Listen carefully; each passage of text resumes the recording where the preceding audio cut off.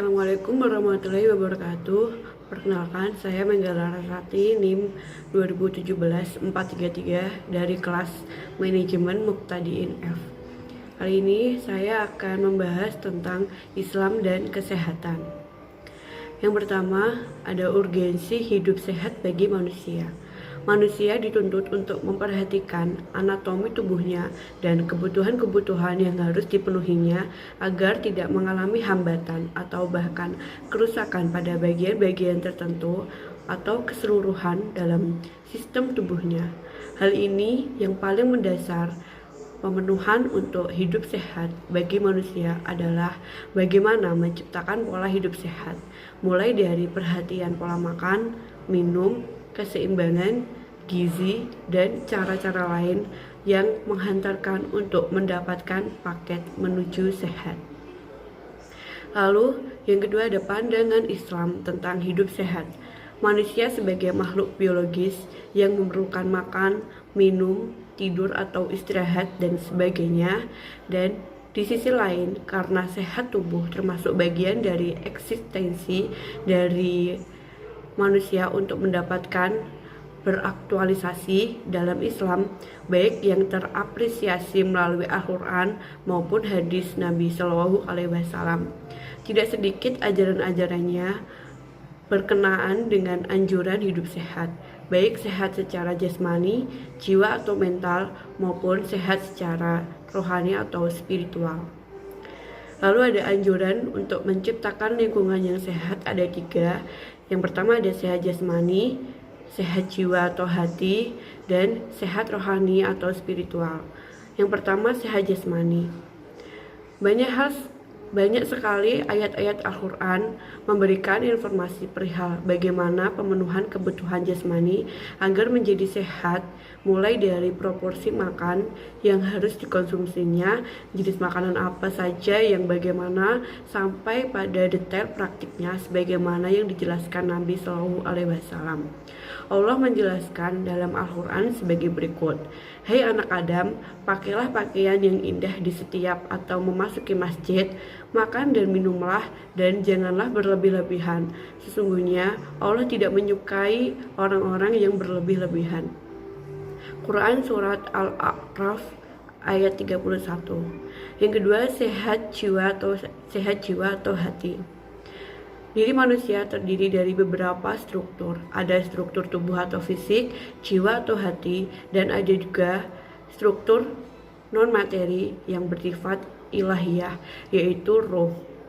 Dalam konteks pandangan Islam tentang pentingnya hidup sehat, maka dengan sendirinya yang dimaksud bukan sebatas sehat fisik atau tubuh jasmani semata, tetapi juga sehat secara jiwa atau hati.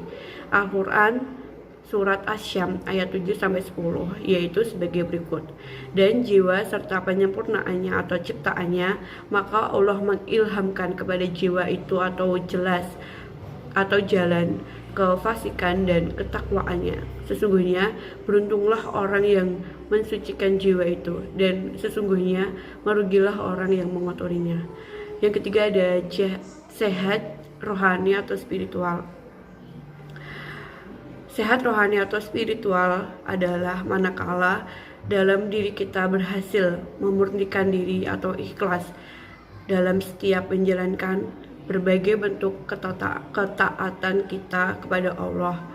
Jika hanya dalam beribadah-ibadah yang bersifat khusus atau ritual seremonial seperti sholat, puasa, zakat, haji maupun semacamnya, tetapi meliputi praktek hidup secara umum atau yang termanifestasi melalui kesalehan-kesalehan sosial atau ghairu maqdah. Prinsip-prinsip Islam dalam mewujudkan hidup sehat, yang pertama ada memenuhi hak-hak fisiologis secara tepat dan benar. Yang kedua ada membangkitkan dan mengembangkan jiwa-jiwa positif atau akhlak terpuji. Yang ketiga mengembangkan fitrah bertuhan dengan hidup penuh ikhlas. Lalu ada menjaga keseimbangan lingkungan hidup untuk mewujudkan hidup sehat. Menjaga lingkungan hidup atau alam maupun memanfaatkannya ke dalam baik dan berpikir pada kebaikan maslahah sama halnya sebagai bentuk apresiasi yang tinggi terhadap tujuan ciptaan alam itu sendiri. Pemahaman, apresiasi, dan pemanfaatan potensi alam dan lingkungan hidup yang baik, bijak, tepat, dan benar. Tidak hanya akan berpulang pada suatu pola hidup yang sinergis dan harmonis antara manusia dan lingkungan hidupnya, tetapi juga sebagai suatu cara bagaimana manusia menemukan dan memaknai sifat eksistensi sebagai makhluk makronisnya. Rusak lingkungan hidup atau alam itu manusialah yang menjadi penyebabnya, dan semua itu berawal dari kegagalan firman Allah Subhanahu wa taala.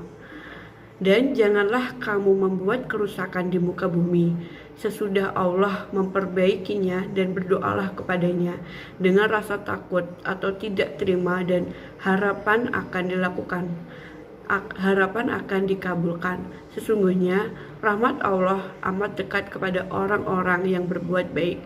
Quran Surat Al-A'raf ayat 7-56. Demikian presentasi atau penjelasan dari saya. Apabila ada kurang lebihnya mohon dimaafkan. Wassalamualaikum warahmatullahi wabarakatuh.